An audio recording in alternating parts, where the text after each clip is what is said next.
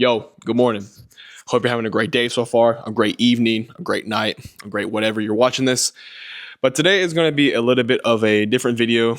No, not in the truck, so it's not a truck talk, not a video at the gym, but it's going to be a little bit of a faith talk, a little bit of a faith and fitness talk. Faith has been a big part of my life for the past.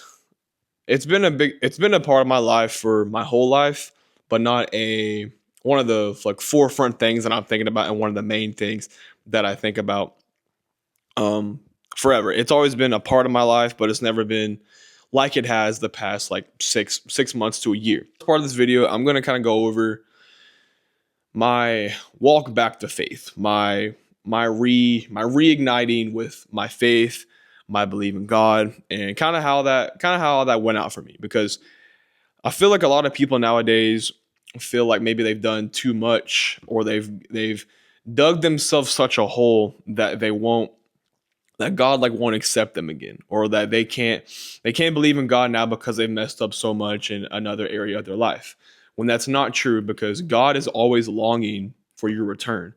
I posted a quote, or a part of some scripture on my story a few days ago, of a story of this dad who has these two sons, and one of his sons like takes all of his inheritance and goes off and parties and does all this stuff. But then one day he realizes that he's ruined his life and he wants to return back to his father, which in our situation, father would be the Lord. And you would think that the dad would just be like, you did all these bad things, I don't want to accept you anymore. But no, the father has been longing for his son's return all this time while he's been gone. And God is the same way with us. Even if we dig ourselves such a hole and we think we can never crawl out of it, God's always going to reach down and pull us back out of it and pull us back up. Now, does that mean that does that give you the right of way to be a piece of shit and just think that God's always going to be there to pick you up and there to validify you being a bad person? No. You can't have the mindset that you can just be a bad person and be like, "Oh, God's got me. God's always just I can just do whatever." You have to be a genuine good person and live the way of live the correct way of what God would want you to do for you to really bear the fruit of him. You can't just like lie here and sin this and be mean to that person. Just be like, oh, God's got me. You can't think like that. If you have dug yourself a hole and you want to recommit your life to the Lord and to God, you can dig yourself a very deep hole and he will pull you out. I'm going to go into detail on the kind of the deep hole that I dug for myself. So, and this is not to blame anyone, but like anyone but me. And in your situation, you can't blame anyone else but yourself as well. You can't be like, well, this person made me believe like this, or my mom and my parents made me believe like this, so I have to believe like this, which is very hard to break a thought process like that, because the majority of the time, the way that we believe in how the world works, or how what happens after we die works, or our faith, or our religion, is simply based off of the people that we are around or the family that you were born into. So that you can't really shake that. But you cannot blame others and put the responsibility on others to why you're in the situation you're in with your faith or with anything in life. You have to take full accountability and full responsibility for that. With my story, I'm not going to blame the person that I was with for me getting to the point where my belief systems changed, because that's on me. That's not their fault. They didn't make me believe like that. I did that on my own. So, not to get too in depth with that, but with the way that my faith has was like, the hole that I dug myself was this. So, I was in a relationship that I really wanted to have work out. Like, I really, really thought this was the one. And we had different belief systems within like our religion and stuff.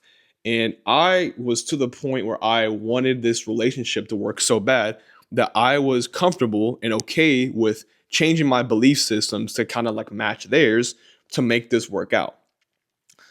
I think a lot of people, maybe not with their faith, but with just things in general in life, do this a lot.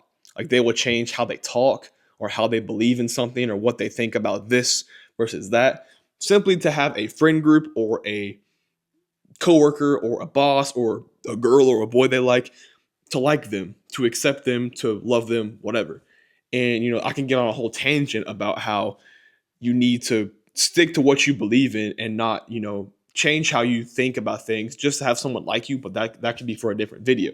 But for me, I was, leading into this relationship, my faith wasn't like as strong as it is now, but it was a part of my life. Like, I believed in God. I believed, you get baptized, you get saved, you believe in Jesus, you live the way of a Christian disciple, and you get to heaven. Myself, like I said, to shift my thinking simply to make this relationship try and work. So basically, at the end of the day, I drove myself to believing I was an atheist, that I didn't believe in anything.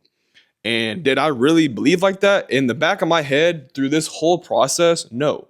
I did not feel like that in my soul, like in my heart. I did not believe that, but I accepted it on the forefront to make this relationship work. Sitting in my thoughts before I really came back to like the Lord and everything, I was like, I don't think I can come back from this. I'm cooked. Like I'm screwed. Like I went through 2 or 3 years of just telling myself, like reasoning with myself. Like the example I would give would like to justify what I was thinking to myself is like, well, if God's really real and Jesus is really real, then why is he not blessing the people that are in like Africa with no food and yada yada yada yada yada? And I would like I've said on my story before, you can reason with yourself and justify almost any thought you give yourself.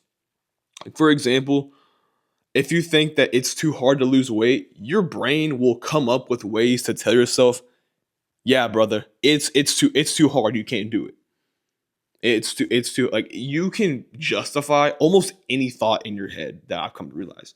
And that's what I did with myself and my faith is like I justified why God's way of being is unfair to everybody on the world. Like I justified that simply just to have this person continue to like me and continue this relationship with me. And that's a crazy thought looking back on. And maybe some of you guys can relate to that you maybe have said things or done things to people or about people or whatever just to have them like a friend group or whatever accept you, like you, think you're cool, think you're cool, you're with the times or whatever. Like I said, I was at a point where I was like, I don't think I can come back from this. It was genuinely concerning. Like I was like, could I have thrown away my connection and my relationship with the Lord simply just for a relationship that never came to like it didn't come to fruition, like the picture that I had in my head about this relationship. And I was genuinely like, I don't know if it will. What I came to realize and what I know now is like that's not true. Like you can dig yourself such a hole and do these things that you think have driven you so far from the Lord, but in the end you have to realize that he saw this coming before you knew it was going to take place. He saw this hill or this hole that you were going to have to go down to realize that he will pull you out of whatever hole you dig for yourself. Thank God sets up these holes for us, these ruts in life, to realize that we can dig ourselves a very deep hole and whatever, go down this path, and he's still going to be like, hey, I'm still here. You can still come back to me. You know that person that you were putting on a show for that's gone now? They're gone. I'm not gone though. And you have to go into these holes of life to really realize that God's still there. Like for me, I reinstilled my faith, after that relationship. I started praying more. I started talking to God more. I started trying to implement ways from the Bible and from the God into my life. I think that's one of the best things that the Bible is for, is like if you need a blueprint to life and how to live your life, look in the scripture. It talks about discipline. It talks about being a good husband, being a good worker. And if you just need like a guide to life, look in the Bible. There is so much game in the Bible that you can just start applying those principles to your life. That God really puts these holes in your life to make you realize like he's still there. And that's what he did for me. And that's basically my coming back to faith in a nutshell. Is like I got into a relationship. I dug myself this hole in believing that I was an atheist, and I didn't believe in God. I didn't believe in Buddha. I didn't believe in this. I didn't believe in that. I didn't believe in nothing. And I convinced myself I convinced my brain that I thought like that, but I couldn't change my soul. And that's where God is. He's in your soul. Brain's kind of like it's like the part of your body that he gives you to kind of like customize almost and for you to like shape and form. And you can convince yourself, like I said, of a lot of things, but that soul in you, that piece of God in you doesn't change. And that was always there for me. I knew it. But you can't change your soul, in my opinion. So you take from this that you can come back. God's always wanting your return. No matter how much you've messed up, no matter how bad of a person you feel like, no matter whatever, he will long for your return as long as you put your full faith into him over and over, just like in the gym. You got to do this faith and believing in God thing day in and day out. It can't be you believe in God today and then tomorrow you stub your toe and you get rear-ended and then you're like, nope, I don't believe in him today. And then the next day you have a good day. You're like, oh, I believe in him now. It can't be like that. It can't be this up and down belief in God. It's just got to be a consistent belief in him for you to really instill a good relationship and to bear the fruit of the Lord. A little bit about my faith and kind of like my walk back to it. I want to link this to faith and fitness and health and bodybuilding and kind of my view on that as well. Bodybuilding specifically is very demonized. People just look at bodybuilding and bodybuilders as these meatheads that just take steroids and take drugs and they think all about me, which yes, bodybuilding in a sense is pretty selfish. And if you look at it at just face value and from the outside looking at it and you're not actually in it. I look at, you could just tie together, I guess, health, fitness, and bodybuilding all kind of in like the same bubble in this perspective. But I look at it as God gave me this one body. I'm never going to live with this soul in another person's body, in another carcass, in another character, in another whatever you want to call it. And I am going to fuel and treat it as a temple, as a trophy, as a whatever you want to look at it as. And I know people will be like, well, if you're just gonna like take steroids, like that's kind of taking away from the purpose. And it's like, I don't see it like that. I see it as I am food I'm putting into my body that God made the plants and God made the animals that I'm providing my body with, the treating it correctly with sleep and recovery and all that kind of thing. You're just taking care of the one temple that God gave you. He gave it to you. He gave you this cool. There's so many mechanisms within the body and processes that we don't know to take place on a day-to-day basis and a second-to-second basis. There's so many things going on in the body at once.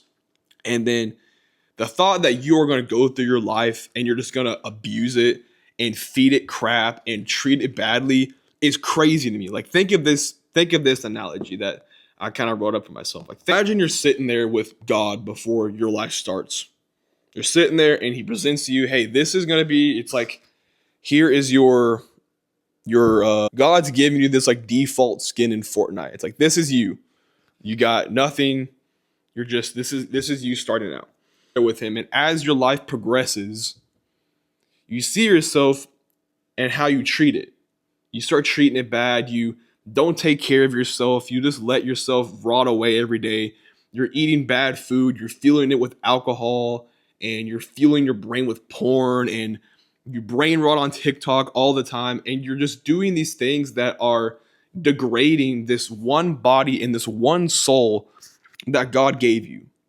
Understand you can let this one body like be wasted. You know what I mean? If you need to be motivated, like that's one way that you could get lit, like light a fire under your ass. You know what I mean? If you are starting a fitness journey and you're like, I don't have any, I can't stay motivated or I can't stay, driven or whatever. If you need a reason, that could be your reason. Like God gave me this one body.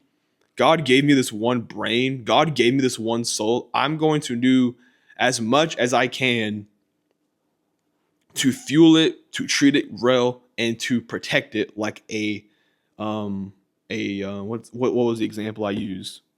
Can't remember.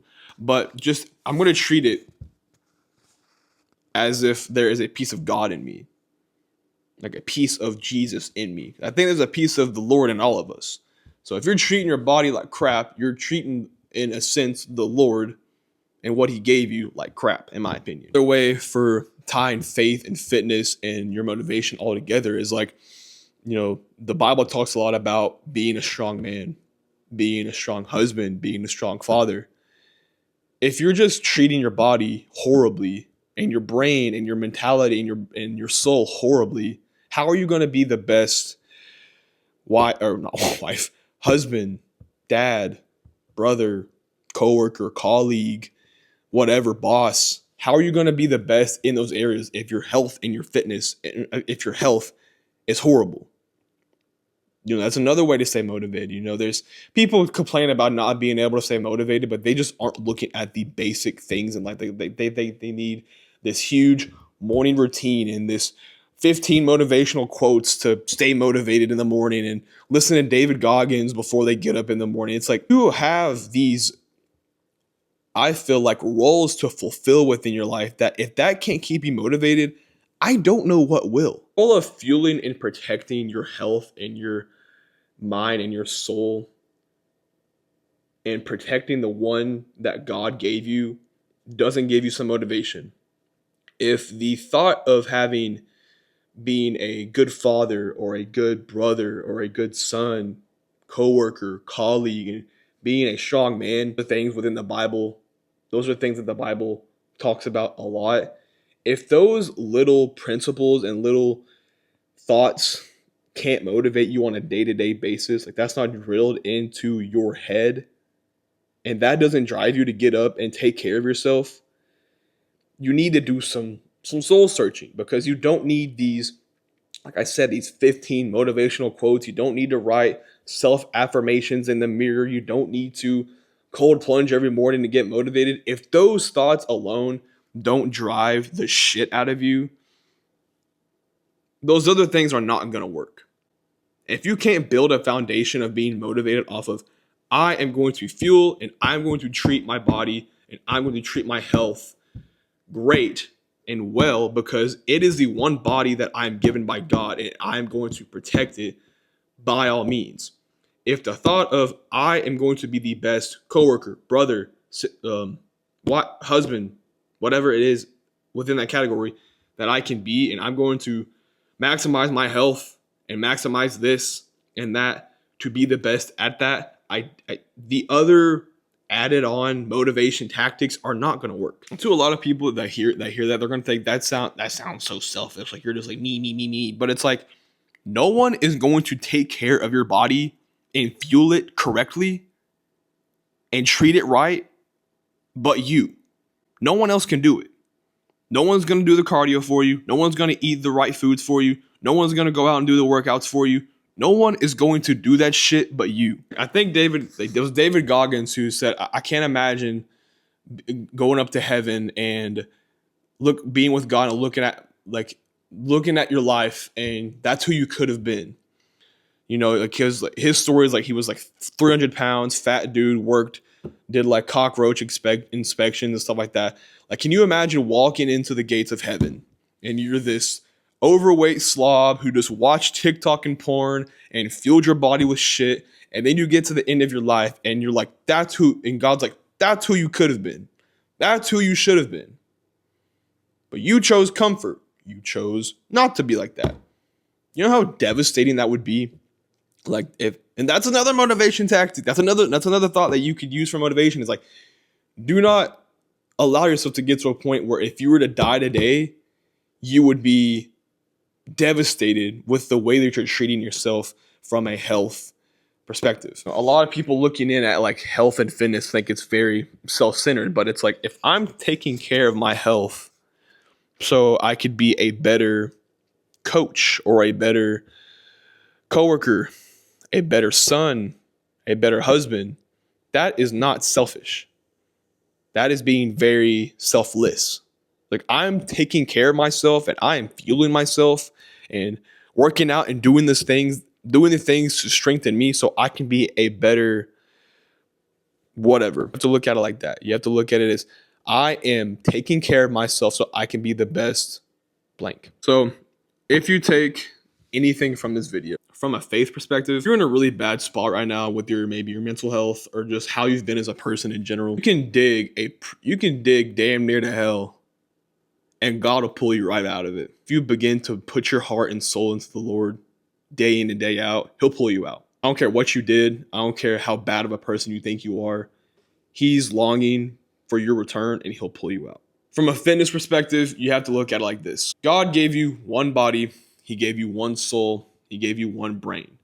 It is your responsibility and your duty to take care of that and fuel it, treat it, whatever you want to say, correctly.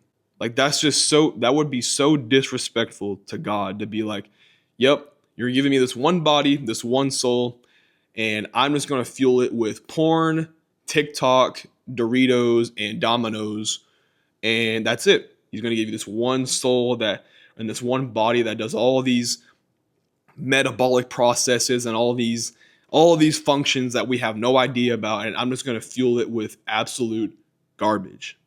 Like, that is completely disrespectful to him. I know this was a little bit of a different video, but it's been something I've kind of wanted to make a video on for a while. This kind of my walk back to faith and how I've begun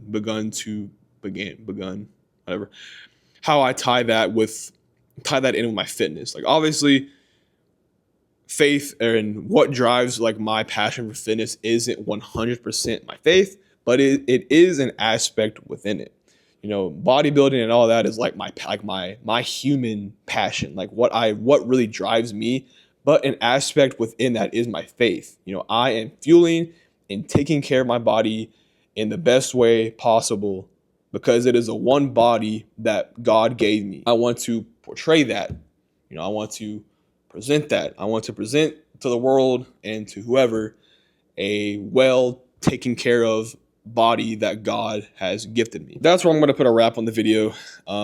I hope you guys enjoyed this video. I hope that you were able to take some value from it and maybe use it in your life. Like, if you're in a bad spot, maybe this is a video that calls you back to the Lord, or maybe wakes you up about your faith and your fitness and whatever it is. But if y'all want more faith related talks, this is a topic that I could talk about for